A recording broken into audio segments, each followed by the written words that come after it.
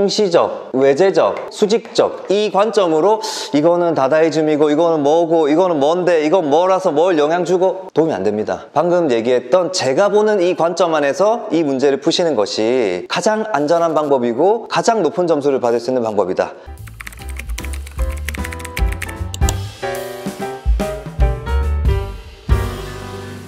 예, 안녕하세요. 입사미 서선생입니다. 이제 실제로 면접이 눈앞에 닥쳐 있죠. 오늘 이 영상은 고1, 2 학생들에게는 필요 없습니다. 지금 눈앞에 면접을 두고 있는 학생들이 역량을 키우겠다 이런 것도 의미 없어요. 지금 역량이 2주 만에 갑자기 엄청나게 신장되고 하기는 좀 어렵잖아요. 그냥 문제를 풀어야 되고 문제를 풀 수 있는 핵심 기술을 지금 장착해야 되는 시기니까 어떻게 하면 이 문제를 풀 수 있을까? 어떻게 하면 좋은 점수를 받을 수 있을까? 여기에 포커스를 맞춰가지고 풀 수 있는 방법을 핵심 스킬들을 몇 가지 좀 알려드릴 테니까 이 기준으로 한번 접근해 보시면 큰 도움이 될 거라 생각합니다. 홍대는 통상 문제가 2개가 나오잖아요. 그리고 1번은 소위 이제 감상 문제, 작품이 제시되고 작품을 감상하는 문제. 오늘 이제 이 감상 문제에 대해서 제가 좀 설명을 드릴 텐데요.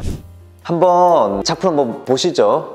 내가 몰라, 난 말 못해, 이럴 수 있는 게 아니잖아요. 반대로 난 이거 되게 잘 알아. 근데 잘 안다고 해서 과연 좋은 점수를 받을 수 있을지도 의문이죠. 그래서 오늘 제가 이런 문제를 풀 수 있는 방법을 여러분들한테 좀 설명을 드리려고 하는데, 우리에게 지금 X라는 이미지가 제시됐을 때 여러분들이 어떤 관점으로 풀지에 대해서 먼저 설정하셔야 돼요. 제가 크게 2가지 유형의 관점을 한번 설명드려 볼게요. 하나는 외제적이고 통시적이고 그리고 수직적 관점이라고 할게요. 이거 모셔도 돼요. 그냥 이렇게 이해를 하시라고 제 단어로 지금 설명을 드리는 거예요. 2번째는 내재적이고 통시적이 있으니까 공시적이 있겠죠. 그리고 수평적, 수직적이니까 수평적이 있겠죠. 미술사를 관통하는 어떤 시간 순서에 대한 핵심 원리를 이해하면서 시대 맥락도 파악하고 작품 간의 영향 관계도 알아나가야 되겠다라고 하는 게 외제적, 통시적, 수직적 접근이에요. 그와 반면 작품 자체의 특징을 이해하고 관찰하고 분석하고 유추하려고 할 거야. 여기에 의존하지 않아도 나는 이 방식으로 제시된 문제를 충분히 풀 수 있어. 어떤 게 좋은가요? 좋다 나쁘다 보다 우리의 맥락은 지금 이 맥락을 지금 추구해야 돼요. 왜냐면 이걸 안다고 해가지고 어떤 문제가 나와도 다 풀 수 있다는 보장이 없잖아요. 대신에 모르는 문제가 나와도 이 관점이면 다 풀 수 있게 되는 거니까 우리가 지향해야 되는 부분은 이 관점이다. 따라서 자꾸 이런 문제 받았을 때 자꾸 머리로 뭔가를 설명하려고 하잖아요. 그게 성공적이지 않을 거라는 뜻이에요. 교수한테 지금 그거 강연하는 것도 아니고 교수가 그거 모르는 것도 아니고 결국에는 이걸 아무리 얘기를 잘 한다 하더라도 이쪽으로 질문이 넘어가게 됩니다. 그래서 너는 뭘 느꼈는데? 네가 생각하는 건 뭔데? 이 작품의 핵심 의도가 뭐라고 생각해? 결국은 면접은 이 트랙에서 이루어질 거거든요.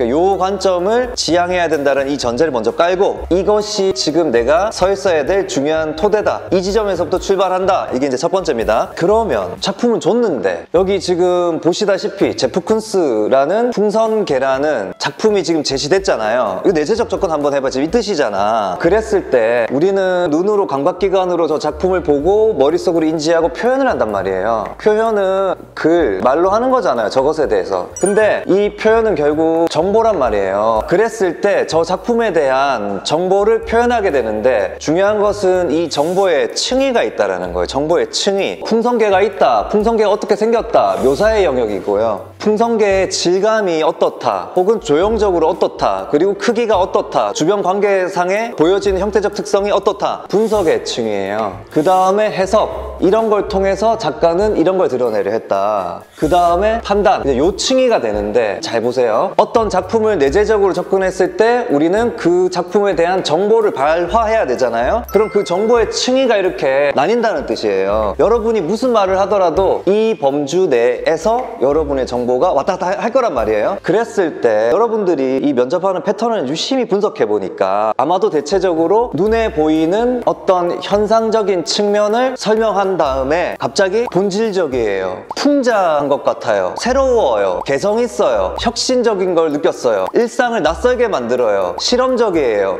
해학적이에요 라고 갑자기 해석을 하지 않고 가치 판단의 층위로 점프해 버리니까 그러면 교수가 뭐가 새로운데 물어보겠지. 뭐가 혁신적이라는 건데 결국에는 이것은 결과고 이것이 원인이 원인인데 여러분들은 자꾸 눈에 보이는 거 얘기해서 그래서 어떤 거 같아. 그래서 왜 이렇게 느꼈어? 표표적인 걸로 계속 왔다 갔다 하니까 지금 의사소통이 안 되고 있는 거죠. 원인에 대한 정보가, 이 데이터가 여러분 머릿속에 저장되어 있지 않으면 사실은 할 말이 없어지고, 면접은 이 층위에서 이루어지는 게 제일 중요한 건데 여기가 공백으로 돼버리고 눈에 보이는 거, 예뻐요, 눈에 보이는 거, 아름다워, 이제 이렇게 왔다 갔다 한다니까. 이러니까 이제 면접이 추상적으로 가고 들을 말이 없지. 아, 그렇구나, 이렇게 되는 거거든요. 여기서 지금 제가 구체적인 솔루션을 드리겠다는 거예요. 고1, 2 학생들한테 제가 이렇게 얘기하지 않겠죠. 야, 눈에 보인 현상적 차원을 집요하게 고민해서 어떤 의미인지를 네가 유추하는 능력이 문해력이야. 안 보여도 고민하고 고민해서 아, 작가가 이렇게 하려고 했구나를 귀납적으로 네가 찾아내야 돼. 그게 실력이야.를 고1, 2한테 제가 얘기하겠죠. 근데 지금 일주일 뒤에 면접인데 안 보여요, 야 찾아내, 안 보여요, 이렇게 안 되니까. 그랬을 경우에 뭘 해야 되냐면 가치 판단에 대한 추상적 언어가 본질적이다, 풍자적이다, 새롭다, 개성있다, 제가 여러분들이 주로 쓰는 이런 단어들을 어쨌든 케이스들이 정리가 될 수 있겠죠, 그죠? 그 중에 오늘 제가 두세 개만 한번 얘기를 한번 해볼게요. 본질적이다라는 것은 결과고 여기에 상응하는 이제 원인이 있겠죠. 해석의 단어가 있겠죠, 그죠? 그래서 여러분들은 본질적이라고 말하지 말고 이렇게 말하는 게 좋습니다. 겉으로 보이는 것을 넘어 속에 숨은 중요한 것을 보여줍니다. 이게 더 나은 문장이죠. 왜냐면 그것이 결국 본질적인 걸 말하는 거니까. 그게 방금 원인에 해당되는 거고, 또는 현대사회의 본질적 문제를 상징적으로 제시합니다. 혹은 인간 존재의 근원적 모습을 탐구하고 있습니다. 혹은 표면적 현상 너머의 근본적인 구조를 드러냅니다. 정도의 문장을 머릿속으로 갖추고 계셔야 된다는 거예요. 방금 얘기했던 이 문장들을 외우셔야 된다고요. 그리고 그거를 용례에 맞게 활용하셔야 된다고요. 이런 단어를 쓰기 전에 왜 내가 본질적이라고 느꼈는지에 대한 그 이유에 대한 문장들을 갖추고 계셔야 된다고요. 방금 얘기한 것들 다시 한번 돌려서 들어보세요. 예를 들면 이 작품을 여러분들이 봤다고 했을 때 일반적인 초상화가 아니라 인간에 대한 본질적인 표현을 한 것 같아요 라고 학생이 얘기했다 쳐요. 그래, 학생 본질적인 게 뭔데? 라고 물어볼 거 아니에요. 예? 흐리니까요. 흐린다고 왜 본질인데? 흑백이니까요. 이렇게 안 된다는 뜻이잖아요.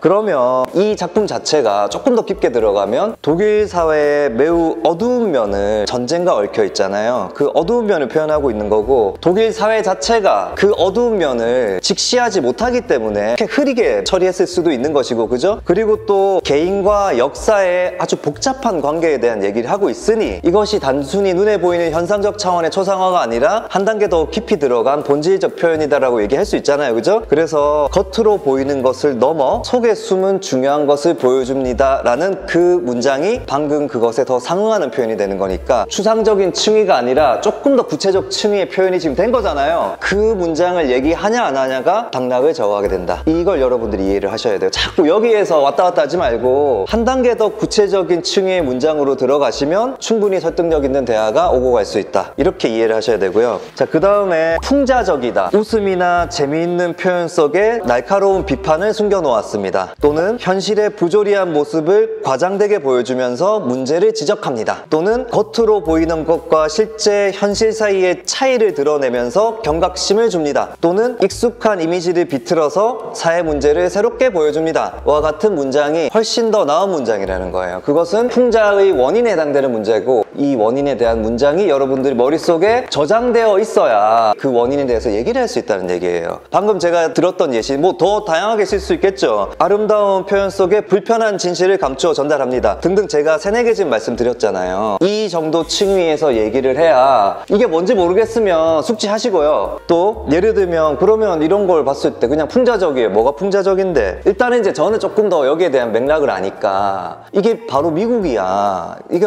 콜라를 그린 게 아니라 미국인들의 초상화야. 우리 미국은 부자든 가난하든 똑같은 콜라 마셔. 부자 마시는 콜라 따로 있는 거 아니야. 가난한 사람 콜라 따로 있는 거 아니야 라고 프라이드를 나타내고 있지만 그건 이제 풍자가 아니지, 거기까지는. 근데 야, 너네들 정말 그런 평등의 가치까지도 상품화 시켜버렸구나. 진짜 너네가 추구해야 될 어떤 인권의 문제, 교육의 평등의 문제, 또 여러 가지 사회적 진짜 불편한 평등에 대해서는 다 감추고 상품으로 평등이라는 가치를 표현하고 있구나 라는 풍자적인 표현일 수 있는 거잖아요. 그러면 그 말 자체가 겉으로 보이는 것과 실제 현실 사이의 개의 차이를 드러내면서 경각심을 줍니다라는 문장에 상응하죠. 이런 식으로 여기에 해당되는 다양한 적확한 문장들을 여러분들이 구축하고 있으면 보이게 됩니다. 계속 보고 유추하는 게 중요한데 지금은 알아야 보이니까 먼저 알아야 되는 거죠. 그리고 이제 시험이잖아. 그래서 이 문장들을 숙지하셔야 된다고.